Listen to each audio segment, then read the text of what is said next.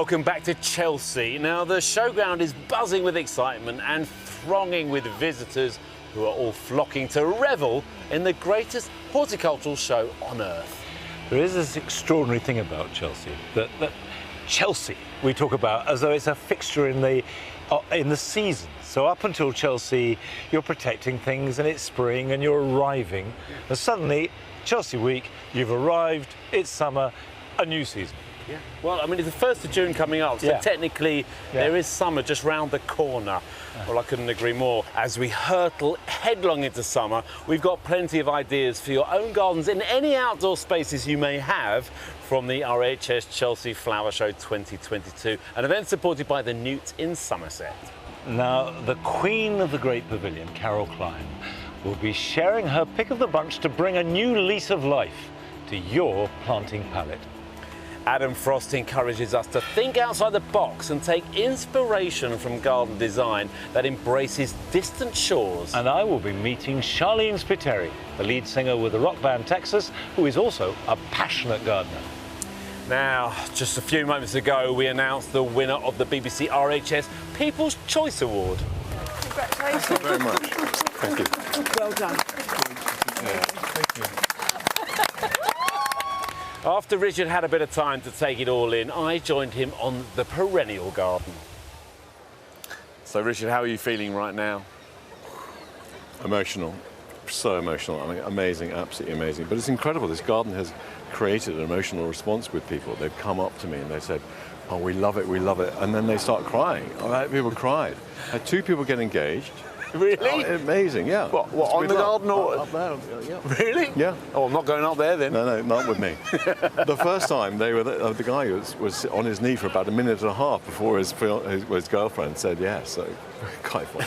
It's a very romantic garden, isn't it? That It's was a the romantic. idea, with love. And it's a classical garden, and I think people can really connect with it. Yeah. They think, I'd love to have a garden like that. Yeah. And it's the only formal layout in the whole show as well, which I think people love. They do. I like to say timelessly elegant.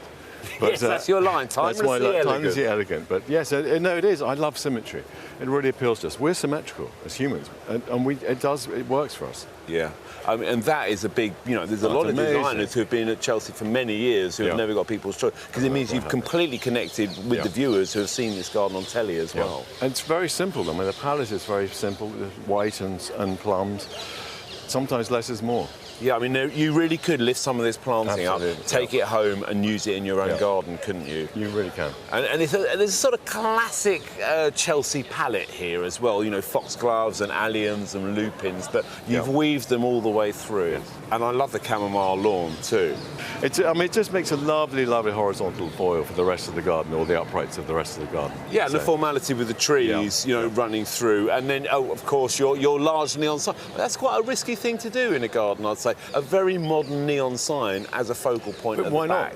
Why not? You need a focal point, and I've been wanting to do one for a long time, and it's perfect. Yeah, it's a great quote. I mean, it gives a contemporary twist to the whole space too.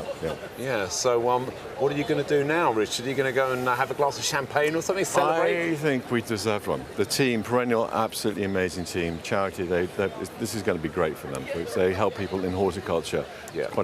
It's a hard life for some people. And absolutely. I think we will be cracking open the champagne now and celebrating. Perennial are a fabulous charity. Absolutely. I'm so happy for them. They're a great team behind them. My great team. The landscaping team behind it, Stuart Landscapes. Really excited. Really happy for everyone. It means so much more. Yeah, well, congratulations. Thank you, Joe. Really amazing. Fantastic team. Well done. Thank you. Thank you very much. Well, congratulations to Richard Myers, and thanks to all of you for voting. Now, whether Chelsea has given you the gardening bug for the first time, or whether you're a seasoned gardener but looking to freshen up your borders and containers, there is no one better to look to than Carol Klein for some new ideas.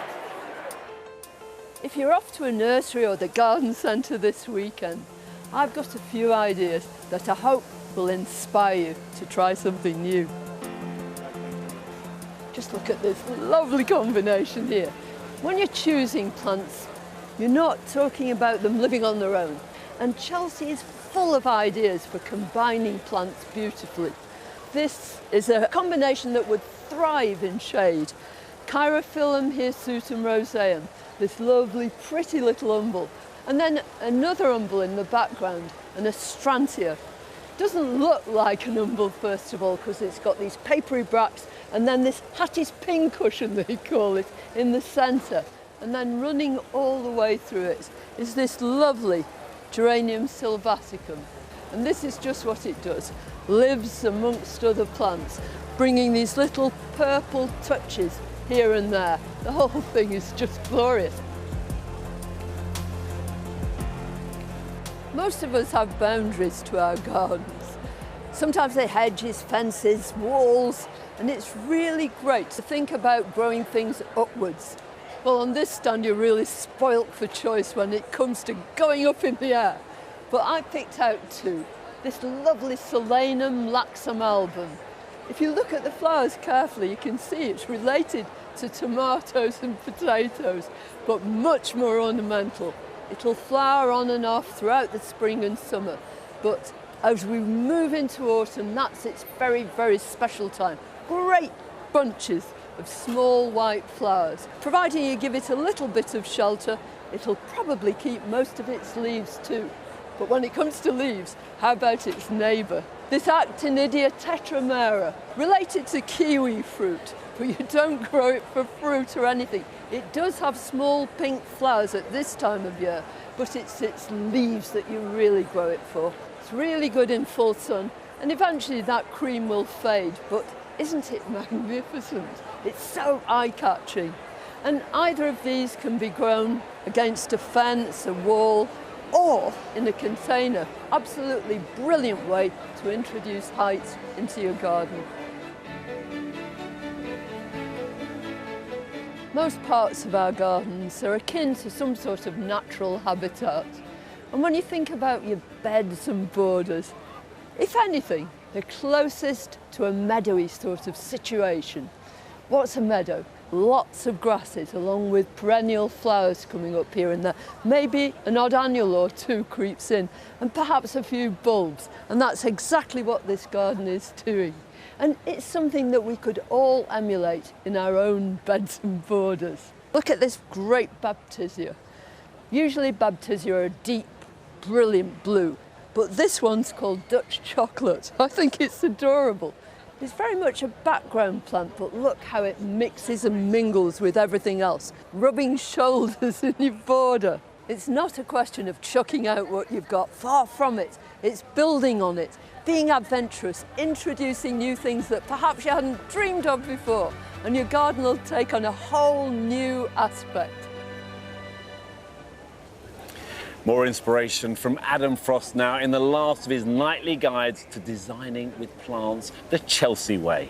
Today he's exploring how we can transport ourselves far and away without setting foot outside our postcode. One of the great things about coming to the Chelsea Flower Show is designers can take us all around the world. They create atmospheres that just whisk you away. But how do we do that at home?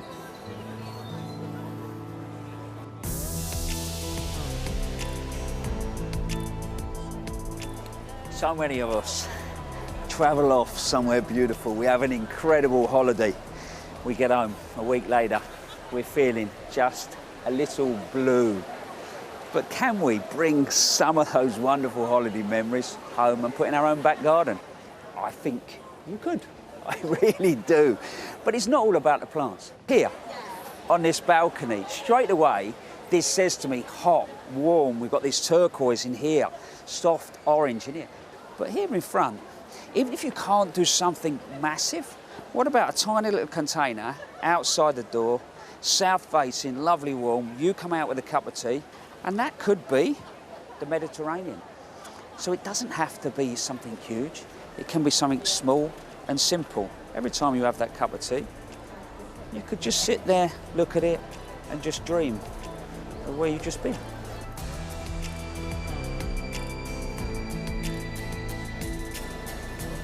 Where am I? You guess? Scotland. Even through our country, but parts of the world, the type of stone that the buildings and the landscape are created from very much set the theme. But what I love about here is not just that shouts at you in that sense, but the different styles of planting. It could be I've been on a lovely woodland walk with a stream running through, a gunnerer with the ferns underneath. It really sort of sets a tone and gives you an essence. That would be really good and easy to do. Line it out so the water doesn't seep away too quickly, and you've got yourself a little woodland walk. And here, you've been up on the moors, and that just reminds you of that wonderful day. I wonder where we're going next.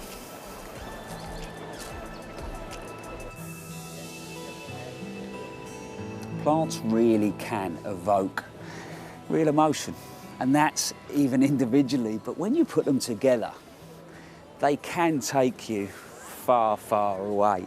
I'm just looking at that planting along there, and I've worked out I could probably do 3 countries. If I look over there, I could be in the Mediterranean, or even South Africa with the agapanthus and then the lilies.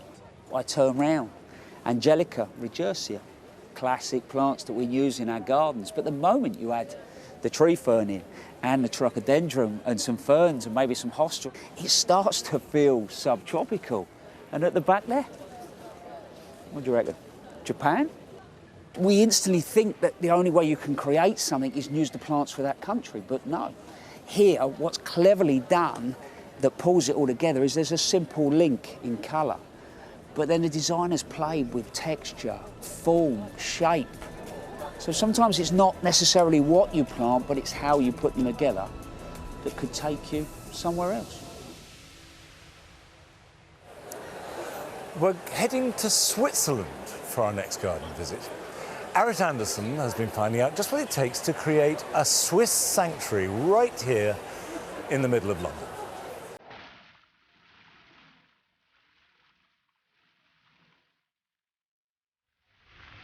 When we think of Switzerland, we certainly know about its alpine regions, but there are also rich meadowlands, woodlands, and even in the warmer climate, you can get Mediterranean plants growing. And in this garden, Lily Gom has captured all of it.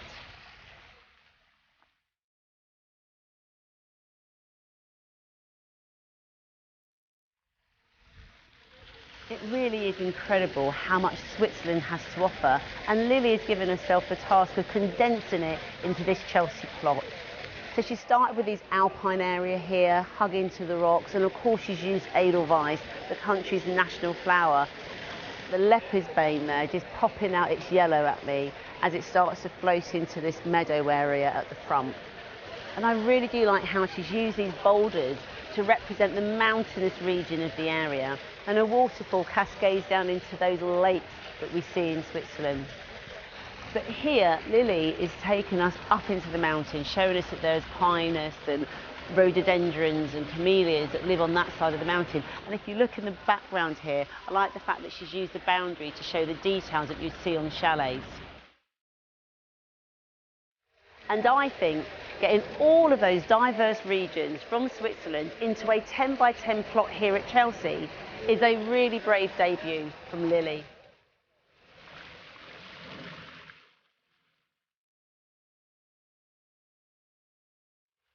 Lily, your first Chelsea show garden. I think it's really interesting that you've used Switzerland for your design. Well, I wanted to showcase the floral diversity across the country, so we instantly have this image of alpine and meadows. So at the front here we've got the Echium and the Pimpinella, but there's also, in the sun side of the Alps, has a Mediterranean climate, which has full of camellias and rhododendrons and roses. So there's a lot of diversity across the floral range. Yeah, it's amazing. You really wouldn't think that there's this amount of flora and fauna. It's great that you're showing that there's more than just the meadows. I think that's really good to kind of show the visitors that, you know, that where our plants come from as well, because sometimes you look at a certain plant and don't really think about where it's growing. So, I mean, to get all of these different habitats in is great. So, the experience overall, how do you think do you think you'll come back? I'd definitely come back, yeah.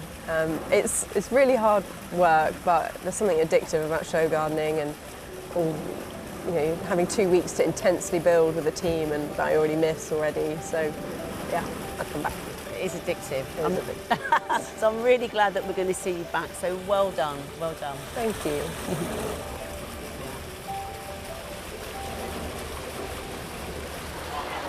Well, if Lily's Swiss Sanctuary has given you a taste for the Alps, then look no further than our next nursery, who specialise in alpine plants. It's their 10th time exhibiting in the Great Pavilion, and I'll be looking at their display very shortly. But first, let's meet them on their home turf in Scotland as they prepare to head south.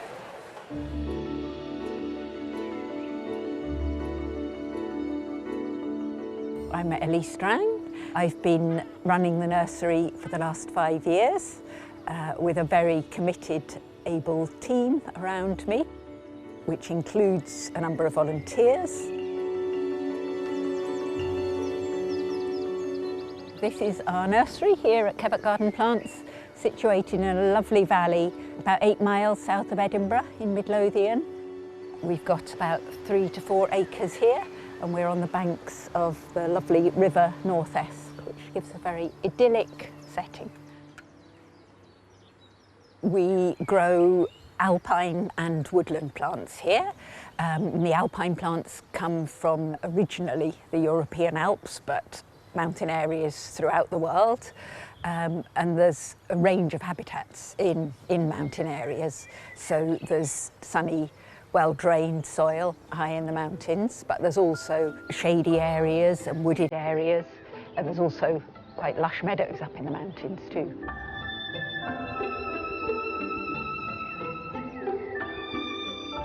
My name's Graham Gunn. I'm manager at Kevett Garden Plants.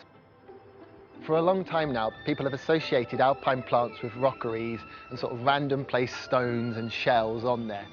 But I think the resurgence now is the sort of appreciation that alpine plants can grow anywhere. So if you've got that trough on a balcony or sort of that little bit of garden where nothing would really grow, there really is an alpine plant for that place.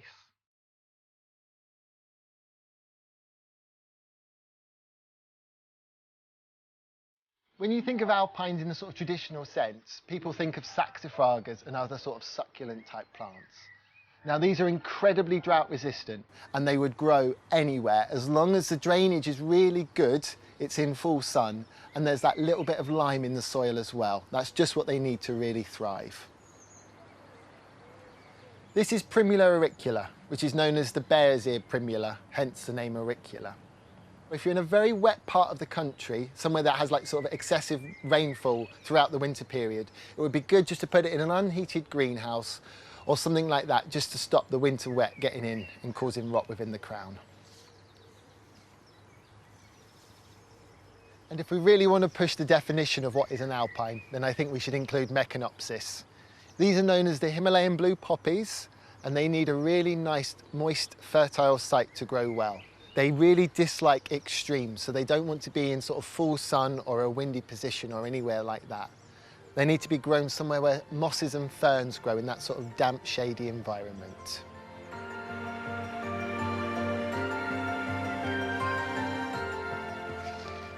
We're lucky that with a lot of our plants being sort of alpine and woodland plants, they sort of naturally flower around Chelsea time in May. We don't use heat in any of our plants, sort of heated tunnels to sort of bring them on significantly. All we might do is just sort of move them gently between a shaded tunnel if they're coming on a few days too early.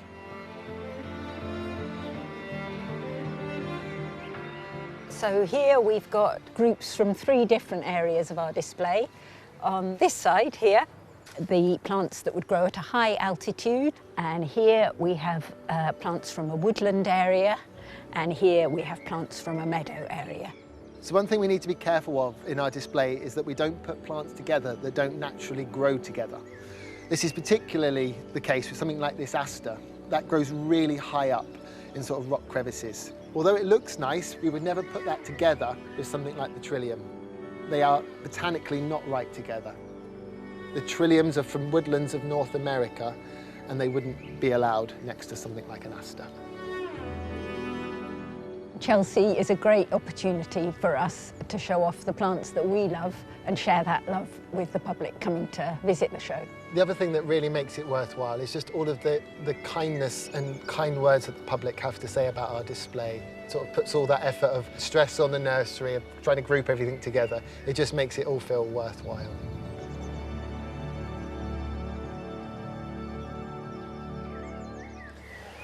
Well, they've certainly got people talking about this because Rachel and Carol and Nick have said, oh, have you been down to see Kevet plants? And no, this is the first time I've seen this stand. And it's gorgeous, it really is. And it's one of those stands that you can just see little mini landscapes right across the board here. And I love the way they're trying to reinvent what an alpine is and how we use them in our gardens. And we've got these lovely primulas here enjoying a little bit more moisture at the bottom of the mountain or imaginary mountain, a whole range of lovely little primulas there. And then we come round to the more succulent plants. Now these can cope with they're drought tolerant. So, you know, familiar plants like the sempervivums. And this is a new one on me, this lovely little Eriogonum umbellatum with its chartreuse yellow pom-pom flowers.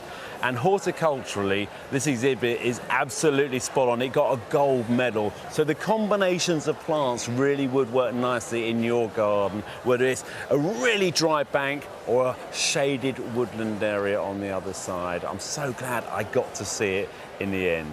Now, with our seasons becoming increasingly volatile, our gardens need to cope with our ever-changing weather patterns too. Monty's been taking a look at ways we can make our gardens more resilient.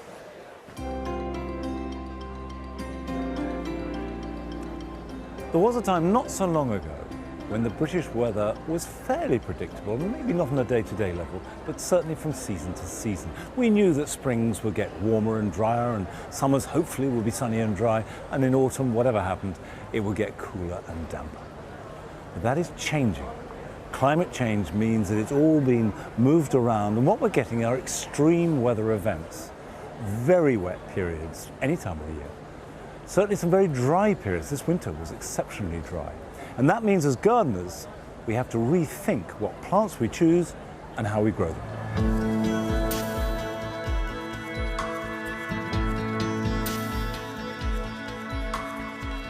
This is the Enchanted Rain Garden by Bee Tan, who is the youngest designer here at Chelsea. She's just 22. It's her first garden and it's fantastic. It's based on a Mancunian wet garden and shows what you can grow and how beautiful it can be despite the wetness. Let's start with the hedge. It's hornbeam. Hornbeam grows much better in wet conditions than beech. They look quite similar. Of course, we all know about hostas. Hostas are the archetypal, damp, shade-loving plant. We've got ferns, many of which just need damp conditions. So what she's done is very simply chosen plants that are not fighting the conditions. You're not trying to overcome them, you're going with them. And actually you can create a garden designed for the wet that looks better and better when it's wetter and wetter.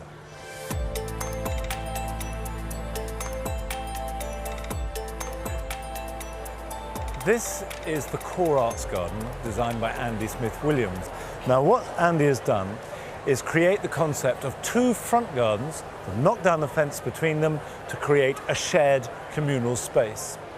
And over here we have a tank which collects the rainwater, so therefore the planting in here is for extremely damp conditions. But as you move forward underneath this lovely medlar, this is the corner where Andy says all the rubble was put and the soil is poor and it's very dry. So you have melianthus, you have some herbs growing in there. But as you go across the garden, on this side, you have a more conventional border. The soil has been improved. So we have geums, which generally do better in damper conditions, but if the soil is good, then it will retain moisture, even though it may be very dry for weeks on end. You have euphorbias. Many euphorbias are adapted to dry, hot conditions. You have plants that are adapting, and the best way to enable them to adapt is to improve the organic content of the soil, which means that when it's dry, it will retain moisture, and when it's very wet, it'll drain. So that combination of choosing the right plant for the right place and really making your soil have good structure is the best way to provide adaptability.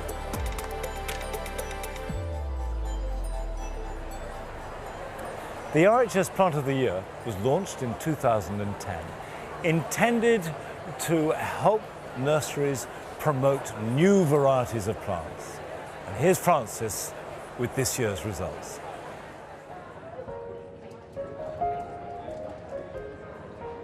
We've had a plethora of new plants this week, but I have a couple more to show you before we reveal the winner of Plant of the Year 2022.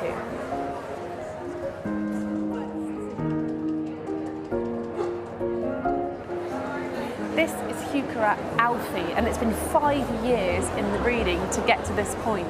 It's got a really lovely chocolatey purple leaf. It's almost green, but with that chocolatey hint, and the underside of that leaf is a much brighter purple. It's really, really beautiful. But the thing about this is its flowers. They're really quite big, not too tall, but the individual flowers are quite big, and they go right the way down the stem.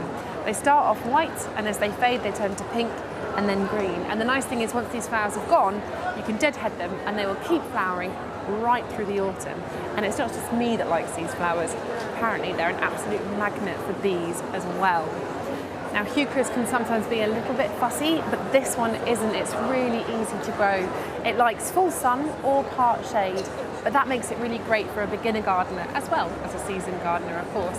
And it's because this plant is so dependable and reliable that the breeder here at Plant-A-Go-Go decided to name it after her dad, which is really lovely.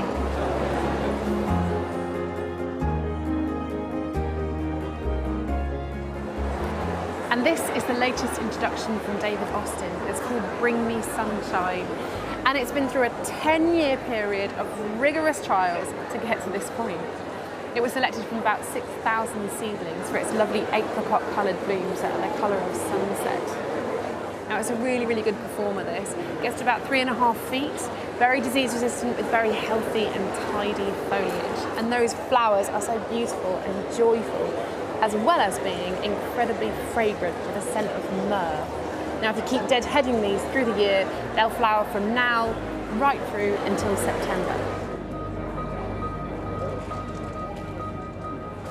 And the winner of Plant of the Year 2022 is this rather magnificent Cross-Symponium Destiny, bred by Mark and Daniel at Surreal Succulents. Congratulations, guys. How does it feel to win? Oh, just over the moon, delighted. It's amazing. So why is this plant so good, do you think? So it's the world's first intergenetic cross-species hybrid consisting of Aeonium and Sempervivum.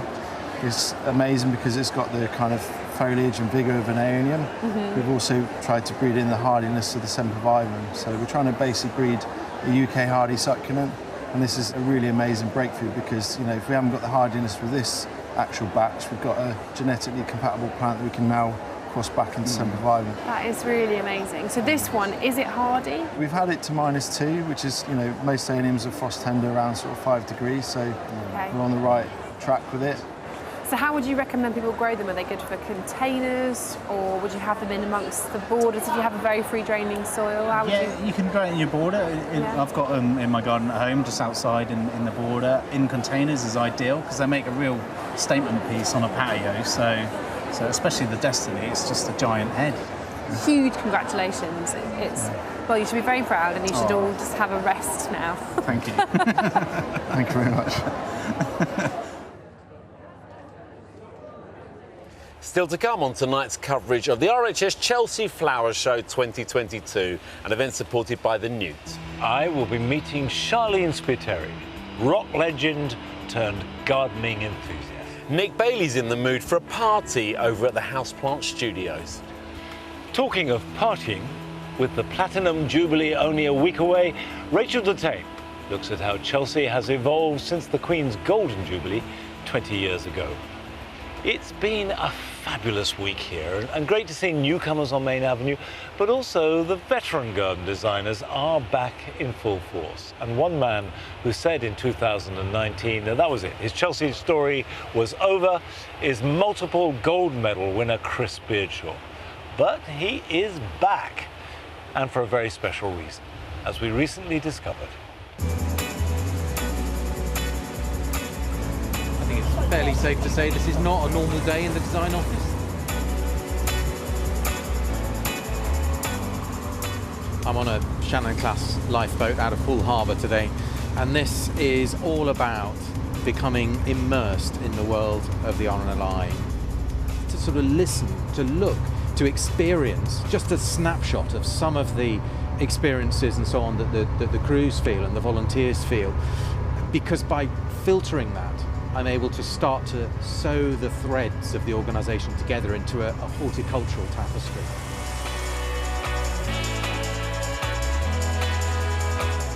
Man overboard!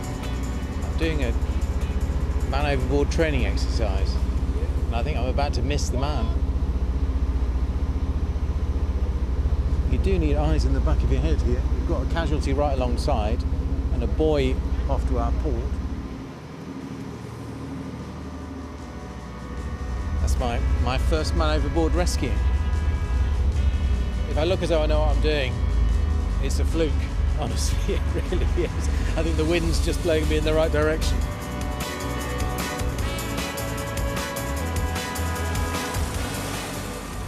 I guess the biggest reward for me is when you head out on a shout and the people that you're going to have been through quite a stressful situation, and just to be that smiley person there to kind of help them out. I must admit, no shout is ever the same. So when you're heading out, you're kind of in one hand you're excited, but in the other it can be quite daunting. But there's nothing better than that kind of sense of relief when you're heading back down the main channel, back between the quays, back in kind of the brightness and the safety of, almost back at the station.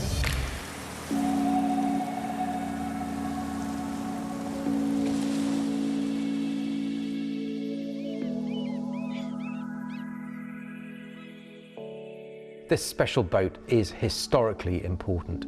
It's part of the National Maritime Museum's collection. This is the Thomas Kirk Wright. And what fascinates me is the way that they're built. So for instance, timbers, of course, are the traditional material for boat building, certainly when boats like this were built. And so we're using green oak, English green oak, which is harvested from the New Forest within the garden at Chelsea Flower Show. The building within this garden, the sort of retreat, if you like, is made entirely from green oak. And splicing through that to represent the more technologically advanced and the more contemporary RNLI that we experience today is a contemporary arcade. Both of these structures in green oak, again reminiscent of the way in which the boats were built. You can see hanging in the centre of the Georgian pavilion there is that beacon, that light, the symbol, if you like, of a safe return home. And the curvilinear nature of the path informed by the bow wave coming off of a 7-class lifeboat as it hits the waves. And the numbers of stones used represents the numbers of souls lost.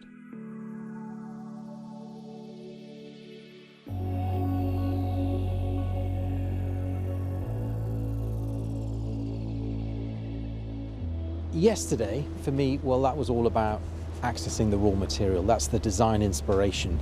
And so this then becomes the plant palette. And it's from this that as an artist, as a designer, we start to paint. And what we experience at Chelsea is hopefully the masterpiece.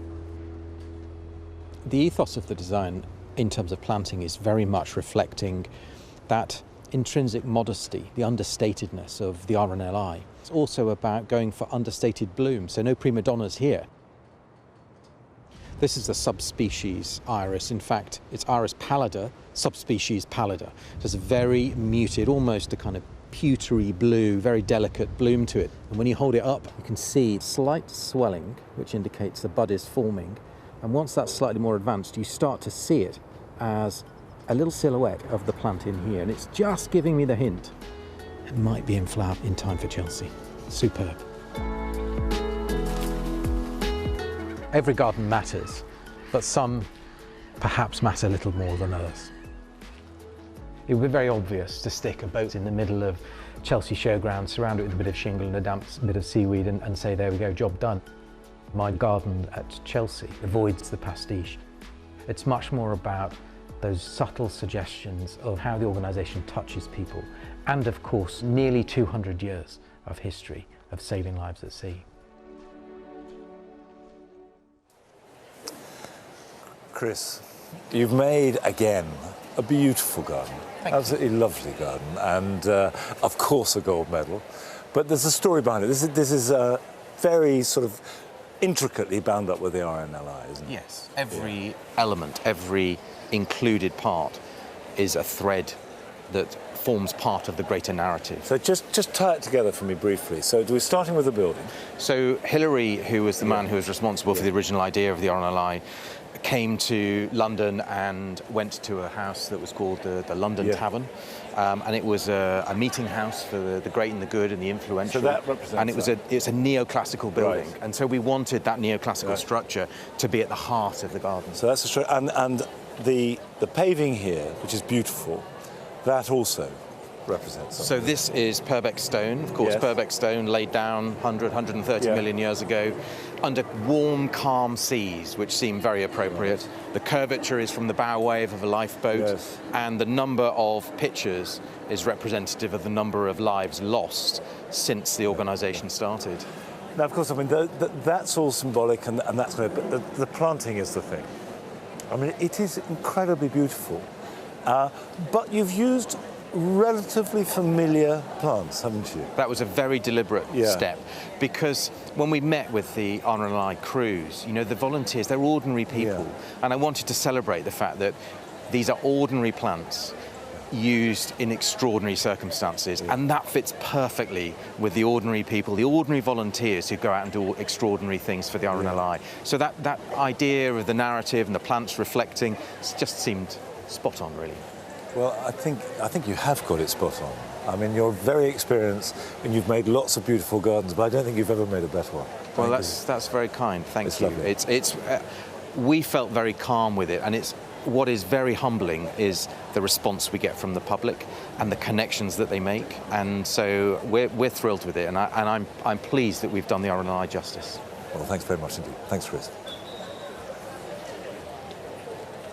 Well, we're nearing the end of the week, so it's a good time to reflect on this year's Chelsea Flower Show. And I'm here with the Director General of the RHS, Sue Biggs. Sue, lovely to see you.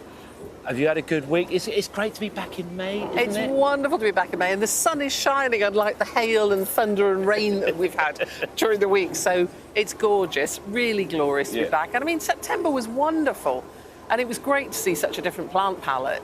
But somehow this feels really right, that you're kicking off the season coming forward.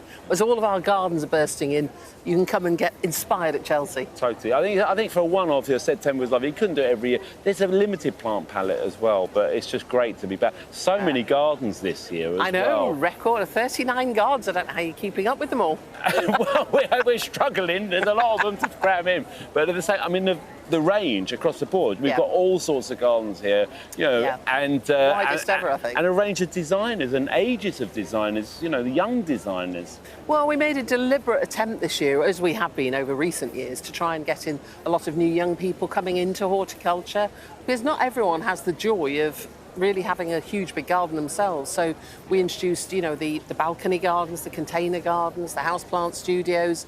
So that's been fantastic. And some of these sanctuary gardens, and a lot of them are designed by first-timers at Chelsea and very young people who are in their early 20s and are amazingly talented. Amazing. So there's a whole generation coming through and trying to steal my job. It's terrible.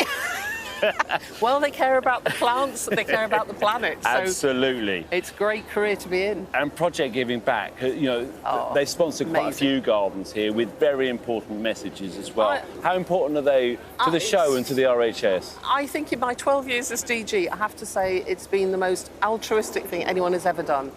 They were watching what was going on and were really worried for the charity sector, that they weren't going to get the publicity that they normally get from Chelsea when we couldn't operate it and run the show in 2020.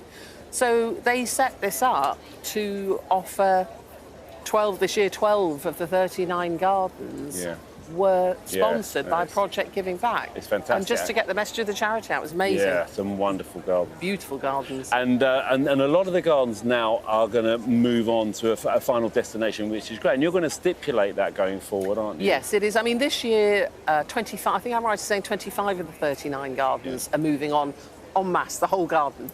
all the other gardens, the plant material and all the components are already going on. Yeah, that's But wonderful. yes, it will become that and sustainability. Those two things are really coming in very strongly into Now the future. listen, Sue, this is your last year as DG. It is. How are you feeling? I mean, we're all going to miss you. Oh, I'm going to miss you, all of you as well. I've loved it. It's been the most. It's been such an honour and a privilege to be Director General of the RHS. And it's been 12 years of joy and some moments of not joy. COVID wasn't great, but on the other hand, it was great for gardening. And 3 million more gardeners in this country and lots more RHS members. So I'm going out very happy as a DG, and I know it's going to be in safe hands into the future, and I shall look forward to coming back to standing on that side of the garden watching you next year. Well, good. We'll see you next year. You've done a fantastic job. Oh, thank you, Joe. Well done. Thank you very much. There's no question that Sue has been a really influential figure in the world of gardening, not just here at Chelsea or with the RHS, but actually for all of us. And it's been a pleasure knowing and working with her, and I wish her all the best for the future. And as we head into the weekend, here's Nick Bailey with his guide to green terriers with that Friday feeling.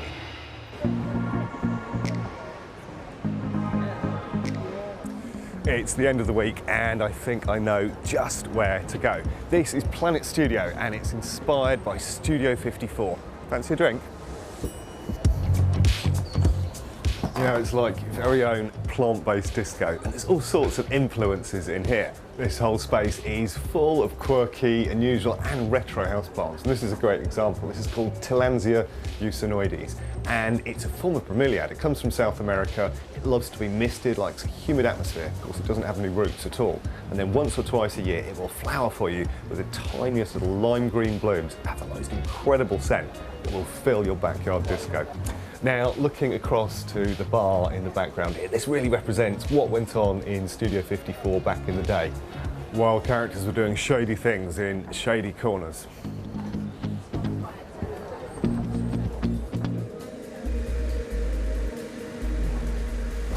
Now, while it's nice to treat yourself on a Friday night, let's not forget your houseplants deserve a treat as well. So I've come into the plant clinic, and this is all about looking after your plants and giving them the very best.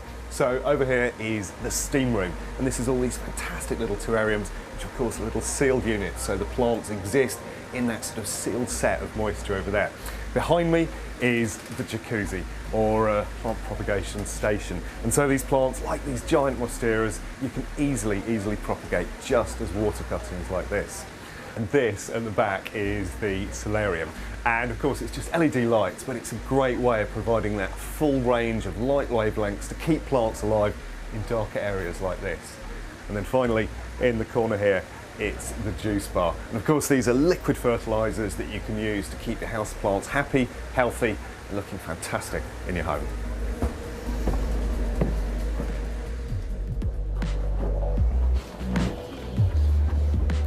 This space is known as a room to dance, and what a fantastic vibe it's got. It feels very minimalist and very chilled out. All the plants are suspended, so you get to see the beautiful silhouettes of them set off against this white background. Of course, many of them are jungle plants, and there's a nod to that in this rattan which runs all the way through the room. And then just beside me here is a very common but very useful houseplant.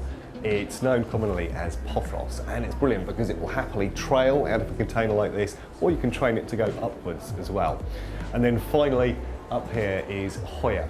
This is a fantastic houseplant. It's evergreen, so it looks good year-round, but once a year it will come into bloom with fantastic clusters of flowers that are really strongly scented and will absolutely fill this space with wonderful fragrance. This is a lovely space. What better way to end your evening?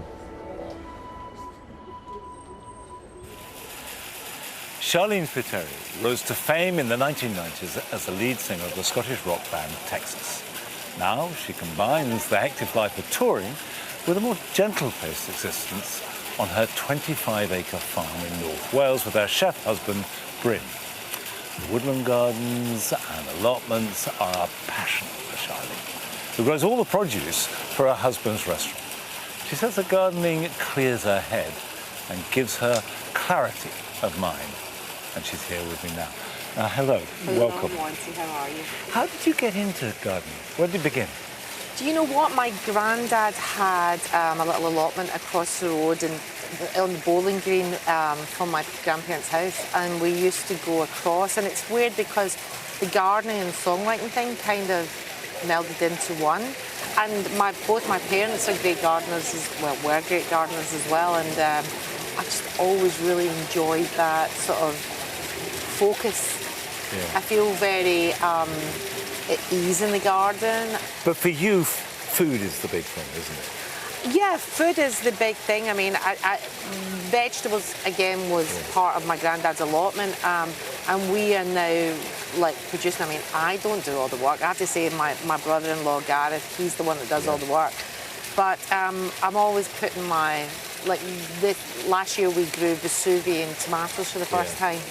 And so when I'm travelling as well, I find different seeds and different things, and I'm like, oh, we should try this. Yeah. But everything we grow is heritage breeds, and that's how we go. But I love my flowers and I love my plants as well.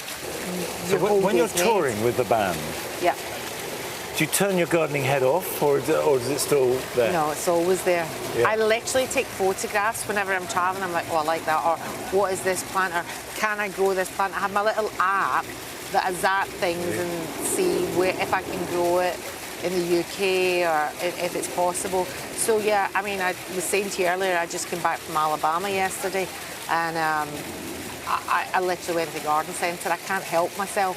How many rock goddesses go to the garden centre when on tour? Have you had a good chance to look around?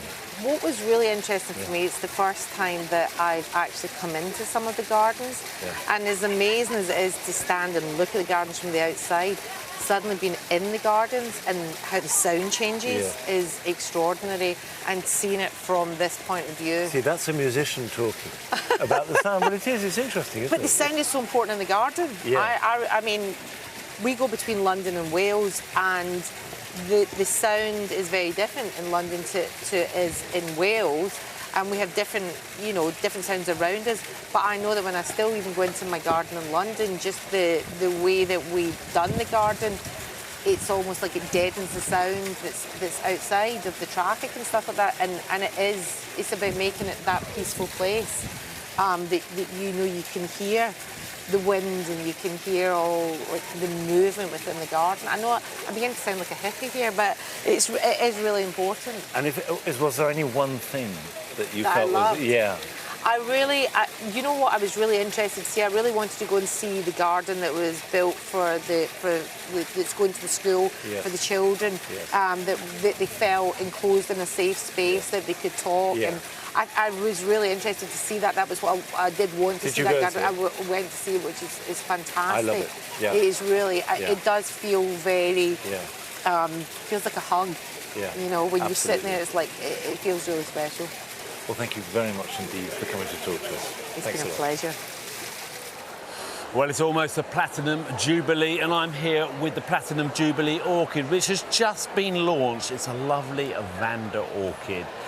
And all this week, we've been looking at how Chelsea and our tastes in gardening have changed during the Queen's reign. Here's Rachel with the trends we saw in the Golden Jubilee year, 2002.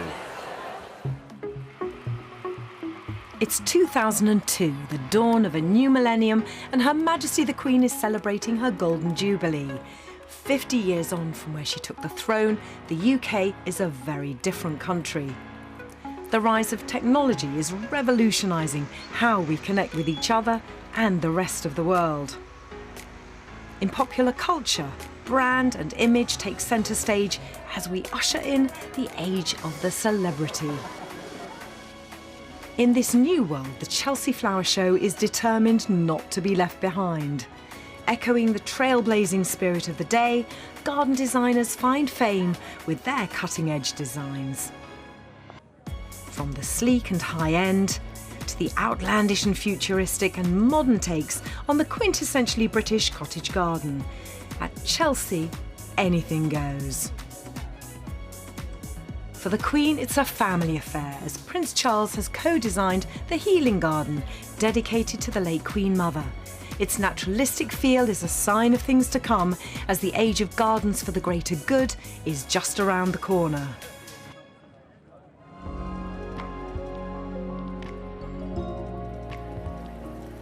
Standing here on the Rewilding Britain Landscape Garden, 2002 suddenly feels like a very long time ago, because in 2022 it's much more about gardening for the natural landscape, for wildlife, for our mental health and physical well-being.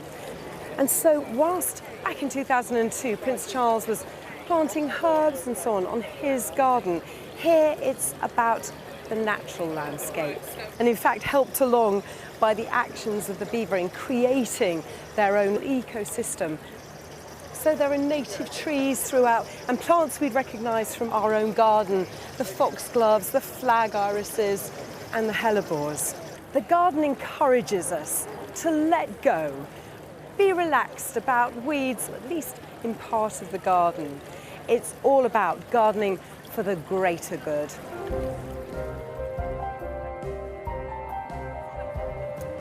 Since 2002, there's been a definite decline in traditional cottage garden type planting as new perennial planting really came to the fore. But I feel at this year's show, particularly here on the Morris & Co garden, that the two things have really hybridised. And what we've got is a wonderful, very fluid evocation of that cottage garden look. So the perennials, rather than being in blocks of 3s and 5s and rather formal, here they're just dotted amongst one another. The anchusa flows into the aquilegia, the geum into the bascum. It's all a wonderful sort of free-for-all. It's really a much more holistic, much softer approach to creating a garden.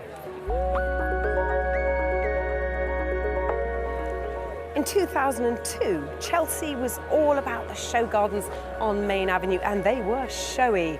And then last year, they created a new category here at the show for container and balcony gardens. And they're filled with great ideas, like here, this is the J-Day garden. Here in the front, for example, we've got a hazel in a container, and that can be coppiced to keep it to a manageable size. But what I also love is that there's a metal grid right across the floor space, and it's elevated above more planting. There are mosses and ferns growing literally underfoot. It feels as if you're hovering above them. Where Chelsea was largely aspirational before, it's now saying you may have a small space, but it can be fabulous.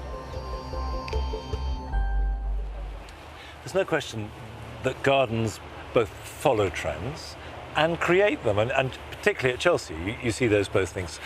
But this year, what do you think is new that not new, but what do you particularly take away from it? Well, I did a lot of research for my bee garden, and it's swarming with bees and pollinators, and it just shows how easy it is to plant for them. So I'm always going to take that with me. I think any garden I'm involved in, I'm going to think about pollinators. How about you? Well, I think for me, I'm particularly interested in gardening and mental health. And the fact that that is starting to appear, people are talking about it and reflecting it in the gardens, I think is a really good thing. It's a wonderful thing. Yeah. Well, here's our BBC Two family with the ideas and inspiration they'll be taking away from this year's show. If I could take one thing home from Chelsea, it would be Sarah Epley's building. It is amazing. Mind you, I don't think I've actually got the roof. My choice is a tulip I've not grown before called Bronze Perfection, and it's so beautiful. Look at that blend of colours. It's mid-season, so April to May, grows to about 50 centimetres in height, and as a bonus, it's fragrant. My favourite at Chelsea this year just has to be the Clevitt Garden plant stand. It's utterly lovely, but within it I've had to choose two plants. Fritillaria camshatensis, which loves a shady place with these dark, dangerous flowers. And in complete contrast to Lusian sciurovata, whose pure white flowers open at night and emit the most delicious perfume. If there's one thing I'll take away, it's the idea of using these cork tiles outdoor in garden applications. I think they look really dramatic, and this natural feel to them really is going to work in a garden setting. And the good thing is that they're sustainable and good for the environment. My take home from Chelsea this year has absolutely got to be the bascums. They are firmly back on the table. They appear in loads of different gardens and nursery stands, and And a real star is a plant I haven't seen for years, Bascom Helen Johnson. It has that really interesting kind of muted apricot brownie note. It's absolutely beautiful. It looks brilliant in gravel gardens, and it works equally well through herbaceous borders. So the Bascoms are my plants to take home from Chelsea. One thing I've loved seeing at this year's Chelsea is this. This is true valerian, or Valeriana officinalis, which is often overlooked for the red valerian, which isn't really valerian at all. This one is the herbal one with the root that you use in a tea that's nice and sleepy. It's also got a lovely scent. I can smell it coming over the wall from here. And it's just great seeing it in lots of different show gardens around the site this year. Well, that's almost it from us, but there's still time for Ask Monty and Joe. Here we go. Shirley Henderson asks, I have a peony in my garden. Every year it has only 3 or 4 flowers on it. I have always seen and read that peonies have lots of flowers on them, so why not mine? What advice can you give to improve this, please? Many thanks. Well, the first thing one would always say is, have you planted it too deep? Common mistake, especially if you move one as well. You plant it too planted deep. so just the neck is at soil level. Any deeper will inhibit flowering. Yeah, I mean, I think that's usually the problem, a bit too deep. Okay, Carl Mills asks, how do I stop ants and greenfly attacking my apple trees? Well, ants don't attack apple trees. What's almost certainly happening is the ants are farming the greenfly, which are aphids, in order to drink and eat their sweet exudates. So, and the greenfly might be eating the leaves. I would just leave them. I mean, hopefully ladybirds will come along and they'll munch on, and you'll get a balance. And also, that's the key, is everybody gets an estate about this. The tree might be eaten a little bit, it'll be fine.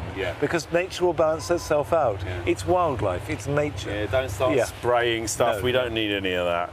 Pamela Dobby asks, hi Monty Joe, I have left a much-loved garden of 28 years and bought divisions of plants to start a new one. They were planted last autumn and seem to be doing well, except for a clump of acanthus, which is badly mildewed. Soil is clay. Help! Well, that's one of the easiest plants to move because it's hard to get rid of. I mean, you take root cuttings, or once you've got a root of that, but mildew... Well, it means the thing about acanthus is be very careful what you wish for, because it's one of the most invasive plants there is. Yeah, but it's air circulation usually, isn't it? It's probably just in an area where the air isn't circulating properly, I would say. One more. I've had an olive tree in a big pot for about 15 years. Would it be okay to transfer it to the garden, or would I be better off leaving it in the pot? I would be devastated if I killed it. That's from Marion Langan. You can transfer it to the garden, but it does need good drainage. Yeah, it depends on what sort of soil you've got. If you've got clay soil, repot it, take it out, clean off the roots and repot it. Otherwise, try it in the garden. Plenty of sun, much sun as you can possibly give it, I would say. Right. Well, we will be back on BBC Two at 6 o'clock tomorrow evening for a special highlight show, looking back at what has been, again, a wonderful week at the Chelsea Flower Show 2022. But until then, goodbye. Bye-bye.